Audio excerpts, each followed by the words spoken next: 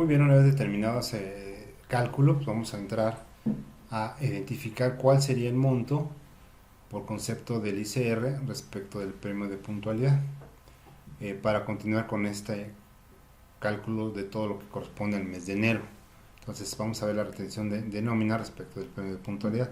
Recordemos que el premio de puntualidad pues no aparece como tal, como no tiene, digamos, ninguna parte exenta en términos del artículo 93 de la ley. En consecuencia, pues es grabado totalmente y bueno, bajo los supuestos que establecía la disposición, en este caso la, la, los datos de este ejemplo, pues nos damos cuenta que todos los empleados tuvieron premio de puntualidad. Y entonces, pues bueno, además de su sueldo ya tenemos otras percepciones legales, que es el premio de puntualidad. En el caso de la previsión social, pues ya hemos identificado cómo se calculó y determinó el monto para el caso del fondo de ahorro que aparece ahí. Y derivado de eso, pues bueno, tenemos un total de prestaciones de 3.071, a las cuales le sumamos ese fondo de ahorro extra que comúnmente excede a el tope salarial, el tope que establece la propia disposición legal, y nos da entonces la suma total de 32.500. Al respecto, pues al sumarle estas percepciones adicionales, pues nos da como un total de 35.813.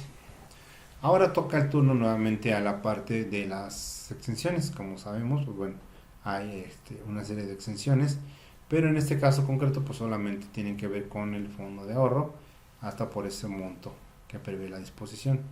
Y entonces, pues bueno, nuevamente recordar que aquí en el ejemplo, bueno, se tiene una UMA de 2.418 y ese es como límite exento para identificarlo. Entonces cumple los requisitos, y sin embargo no hay ningún problema.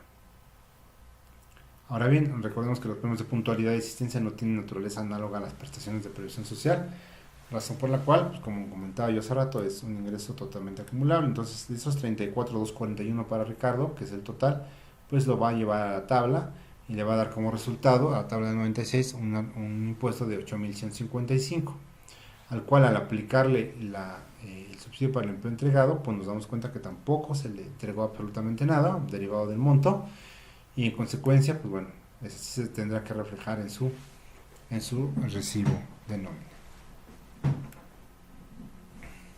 Ahora bien, para efectos del mes de febrero, el cálculo se versará sobre un ICR determinado en donde se reconoce el concepto de incapacidad pagada por empresa a la empleada luz.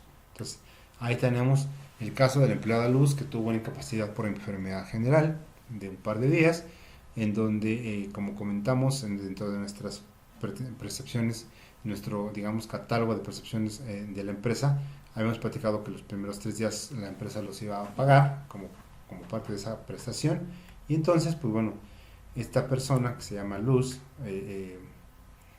tenemos aquí identificados plenamente su sueldo, su percepción semanal, y no tiene otras percepciones. Sin embargo sí tiene un subsidio por incapacidad que, dentro de nuestro ejemplo, está contenido dentro del plan de previsión social, todos esos subsidios por incapacidad de 600 pesos. Entonces, ahí ese subsidio, pues bueno, evidentemente se suma a la parte de la despensa en efectivo, que pues al sumar nos da como consecuencia una parcial de previsión social.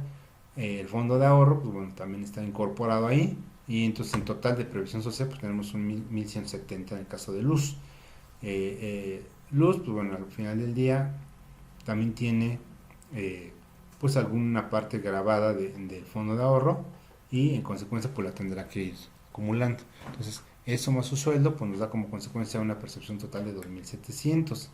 Ahora bien, dentro de las exenciones podemos citar justamente la que acabamos de platicar. Esos 600 pesos están totalmente exentos, derivado de pues que se trata de una percepción que cumple todavía con los requisitos propios de la disposición, no rebasan los límites a que hace referencia este penúltimo y último párrafo del 93.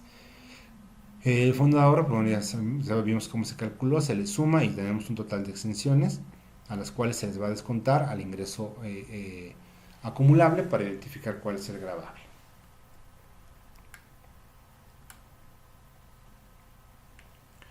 Con base en ello, pues vamos a obtener una base en un límite inferior, un excedente, y vamos a obtener un impuesto determinado de 150.61. Como podemos observar, tampoco alcanza subsidio para el empleo, por lo tanto, pues, tenemos que hacer revisión de este aspecto e identificarlo plenamente en el recibo de CFDI. Aquí vemos en el caso concreto de Ricardo, perdón, de Luz, cómo aparece Luz y sus dos incapacidades, se las paga la empresa, que están aquí, los 600, y por otro lado, el descuento correspondiente a ese ingreso, que serían básicamente esos 150 pesos. Ahora bien, vamos a iniciar ahora con el caso de, digamos, el mes de febrero, ya concluyó enero, todos esos cálculos que se hicieron, derivados del ejemplo, pues toca ahora febrero, para lo cual vamos a determinar un importe agravado por concepto de horas extra y el pago de los servicios del día de descanso correspondientes al empleado Rigo, ya en la segunda semana. Entonces, primero, retomar un poco el asunto del tiempo extra. Ya habíamos platicado que aquellas personas que no tengan hasta un salario mínimo, pues prácticamente están exentos en términos de la legislación laboral, esas prestaciones por concepto de tiempo extra y de trabajar por otros días en sustitución de los que debo trabajar. Para el resto de los contribuyentes de más de un salario mínimo, pues el descanso, la disminución o el exento iría hasta el 50% sin exceder los límites de la tarifa del trabajo, y de 5 para cada semana de servicios. Nuevamente aquí vemos la tablita que vimos al principio, en donde pues se establece en este dato de las 1300, que con base en los informes que reporte digamos, sistema de registro, de asistencia, tenga bien darnos este tipo de reportes.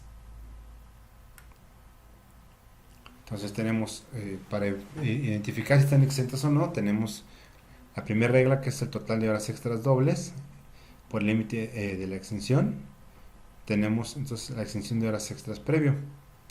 En un segundo escenario, el valor de la UMA, 84.49 por las 5 veces, nos da un tope de exención semanal. Y en consecuencia, bueno, tenemos un total de horas extra de 1300, un pago por horas extra exento de 300, de lo que vemos acá, del 50%, y en consecuencia, el pago por las horas extras grabado son los dos, 1000 y los 300. Esto es así, por lo platicamos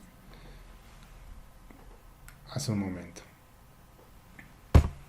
En el caso de Rigo, el planteamiento del problema nos dice que también trabajó en un día de su descanso, que fue el domingo. En este caso fueron 7 horas, y como comentamos, y de acuerdo al artículo que establece la propiedad del trabajo, digamos, monto se pagará en un 200%, entonces por eso vemos ahí el importe de día normal más el de descanso. Las reglas de extensión son similares, el 50% de ese monto por concepto de horas extra nos da entre 233.34, y a eso pues bueno lo vamos a someter con una segunda regla de extensión, en donde el valor de la UMA de ese periodo, el límite de UMA es exento, es de 5, y el tope de la exención es de 422. Por lo tanto, el total de descanso es por esa cantidad, 466, como la vemos acá, pero tenemos una disminución por el pago de descanso elaborado exento y por el descanso elaborado grabado. En el caso de las horas extra, ya el impuesto de la renta sería más sencillo, digamos que se tiene la suma por la percepción semanal, la ayuda para útiles de 1000 pesos. También tenemos el pago del día de descanso, las horas extra, los 1300. Y bueno, en particular ella, tenemos un monto importante aquí en el caso concreto de Rigo. Para el cálculo de la previsión social, nuevamente tenemos despensa en efectivo, y tenemos esa suma parcial, el fondo de ahorro, y nos va a dar un gran total. Ese total de prestaciones menos el fondo de ahorro grabado es la suma del sueldo. Nos van a dar como tal la percepción total del contribuyente. Entonces, esos 3.600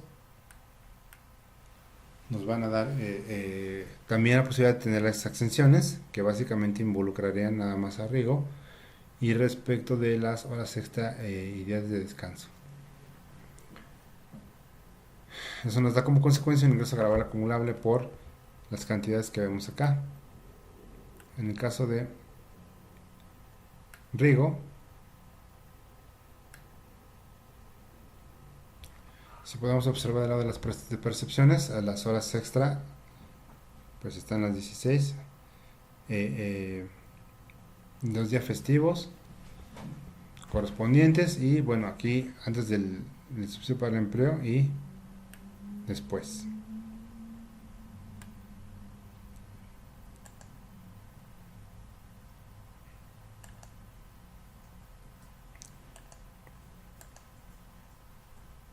Tenemos entonces